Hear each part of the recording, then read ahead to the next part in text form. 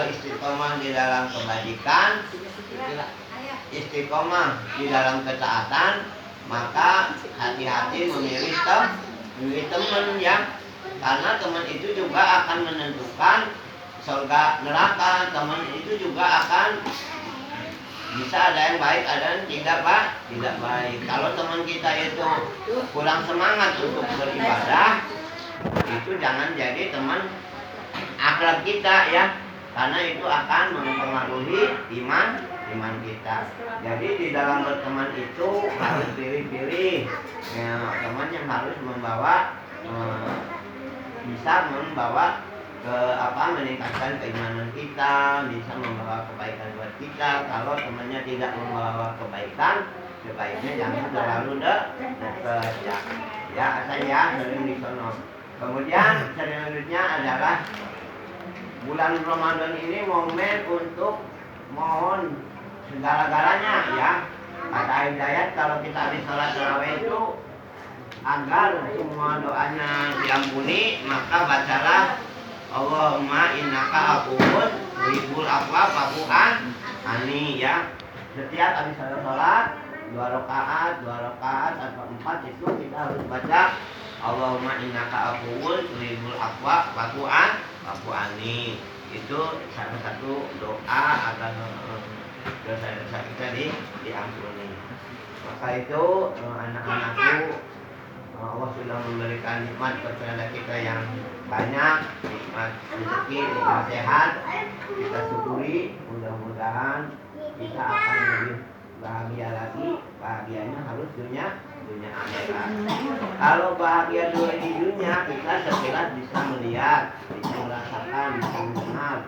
Rabbana atina fid dunya hasanah wa fil akhirati hasanah wa qina adzabannar. Nah ini ke bisa kebahagiaan dunia. Nah kebahagiaan akhirat kita belum tahu ya, karena kebahagiaan akhirat itu prosesnya harus lewat pengadilan, harus diinterogasi, harus melewati jembatan Shiratal Mustaqim. Jangan-jangan kita tekor kebaikannya. Maka itu kebahagiaan akhirat itulah yang harus kita pikirkan. Karena apa? Kebahagiaan akhirat itu selama-lamanya. Jadi Allah berfirman dalam surat Al-Ma'arij ayat 4, "Ta'ruju malaikatu wa ruhu ilaihi fi yaumin kana miqdaruhu al-hasanah." Ya, fi yaumin. Jadi kehidupan di dunia ini kalau pakai ngaji itu hanya sejam setengah. Yang harus dipikirkan itu adalah kehidupan akhirat yang selama-lamanya. Jadi Omsina Al-Hasanah itu 1 hari di sini sama dengan 50.000 tahun di akhirat.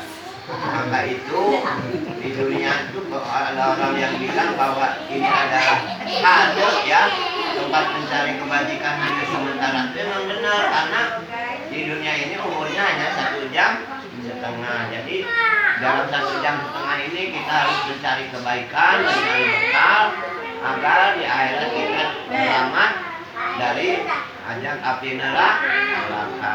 Jadi keluarga Pak Abdulani tidak ada lagi untuk bernyanyi-nyanyi ini tuh, karena ketika kita mendengarkan nyanyi itu akan telah menghalangi baca Al-Quran. Ketika kita bercandaria kita akan menghalangi baca Al-Quran. Dan Al-Quran itu akan membela kita di alam kubur. Jadi para malaikat itu 2 malaikat ketika dikubur itu ketika datang di kubur itu malaikat dari Quran itu ada 2 ya.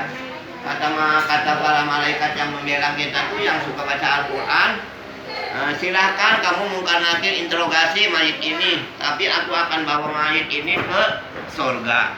Jadi kalau kita rajin membaca Al-Quran, kita ada yang membela, yang membelanya 2 malaikat. 2 malaikat itu akan mengantarkan kita ke surga walaupun kita diinterogasi oleh malaikat mungkar nakir. Maka itu jadikanlah membaca Al-Quran ini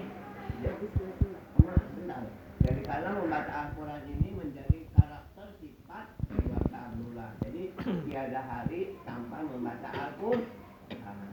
Setuju nggak? Setuju. Jadi kalau kita ingin selamat di akhirat, maka harus membaca Al-Quran. Itu menjadi menjadi karakter, menjadi sifat, menjadi kebiasaan keluarga kita ya. Karena apa? Karena Al-Quran itu adalah petunjuk hidup. Kalau itu akan menyelamatkan kita di akhirat. Mungkin itu sedikit pesan dari kakek. Mudah-mudahan yang ada di sini dengan ikhlas, dengan ridho, iman untuk istiqomah melaksanakan mentaati perintah Allah, baik salat berjamaah, menuntut ilmu dan membaca Al-Quran. Masih ada berapa menit, Pak? 6 menit. Begini ya, ini 6 menit ini karena keluarga. Ketika cerita kakek, ketika ibu saya itu punya kelebihan puasa. Puasa itu sampai-sampai hari lahir anaknya aja dipuasai. Kalau bapak saya punya kelebihan sholat malam.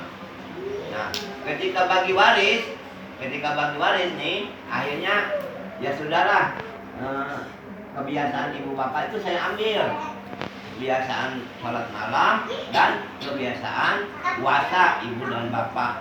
Kemudian kita ditambahin kalau mau ngikutin kebiasaan itu, puasa Senin Kamis menjadi habit, menjadi kebiasaan, sholat malam menjadi kebiasaan.